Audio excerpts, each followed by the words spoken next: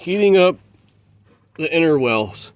Okay, on my truck, it was rubbing right there. I've currently cut it out. I cut it out yesterday. That plastic part right here was pretty rough, and I couldn't get it to warp with a heat gun, so I cut it out. After I was driving it for a while, I seen where it was rubbing. You can see right here where it's rubbing. And this crash bar, it's only in reverse, so I will end up cutting it back here in the next future. I'll be cutting my crash bar out.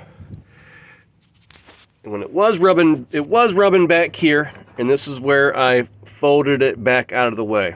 It's not hitting my crash bar there, so I won't need to do any modification there. The only cutting I had to do was right here, which is not affecting anything, and I will be cutting my front crash bar. Okay, that's my passenger side. On my driver's side, same. I cut right here. This lip comes down about another inch, and I cut that right off with just a Dremel tool. And this is barely rubbing there. Only at full turn in reverse. It barely rubs there. So I'm probably going to cut it back here. Okay. I didn't have to do with a heat gun anything in the front, but I had to do heat gun in the back of this side as well too. But also is rubbing on my back crash bar right here, barely, just a little bit. So again, I just tried it here with a Dremel to see how it'll work, but I'm going to have to get a Sawzall or a cutoff wheel. Excuse me. And I'm going to cut this one off back here, is where that one's going to get cut off as well in the future. I did do a cut here. There was a little spot that was out that when I pushed back with the heat gun, I couldn't get this little spot here, so it was rubbing. So again, I just used my Dremel and I cut that off. Now what I did was, like I said, here is a heat gun, just a cheap one. I got it Harbor Freight. I think it was like $20 or so. I put it on high and I just held it here. You know, I held it for a while. I let it got warm to the touch where it was hot with my hand. You know, I probably held it, depending on the weather. I did it in the winter in my work garage. But I did it for, I don't know, it's not going to really catch on fire. Just do it when it starts getting soft.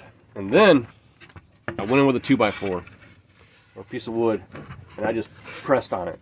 I just pressed on it and held on it. And instead of, and also, because holding on it was tight, I would stack things right here to hold the board there so I could walk away from it. Actually, I stuck it back here in the back, like some socket wrenches and things like that. Let me get back.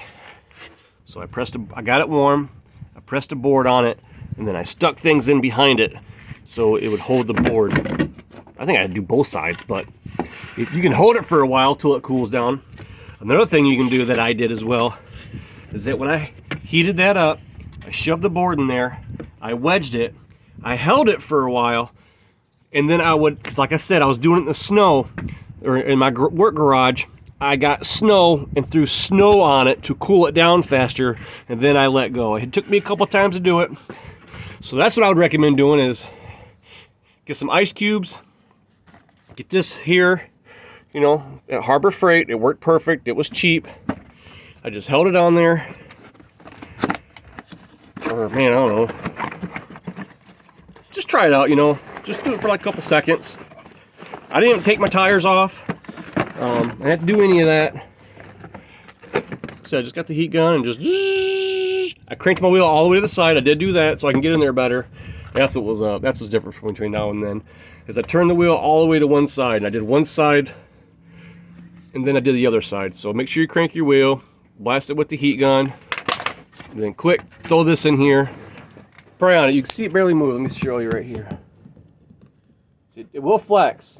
So when you pull on some flex on it, and then you hit it with some ice cubes and then let go. And I think I spent maybe an hour on it doing both sides. You know, once it did that, it cooled down, I would heat it up again, shove the board in there, and I just kept doing it, you know. Probably just spent half hour on each side, maybe 15 minutes, I'm not sure. But I got it to where I liked it. It still rubbed a little bit, and then I cut just a little bit off. You can see, it's not, a little bit's not going to affect. And I'm rocking Two 75/55 R20s. And I'm on a stock suspension, no lift. Like I said, I'm just going to give you guys another look around. So you can see where I cut right there. That little bit ain't hurting nothing. There's the front side. What is that?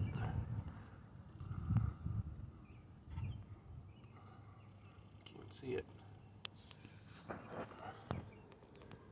It's not even showing it. Sorry about that. There it is right there. See, a little bit ain't gonna hurt nothing.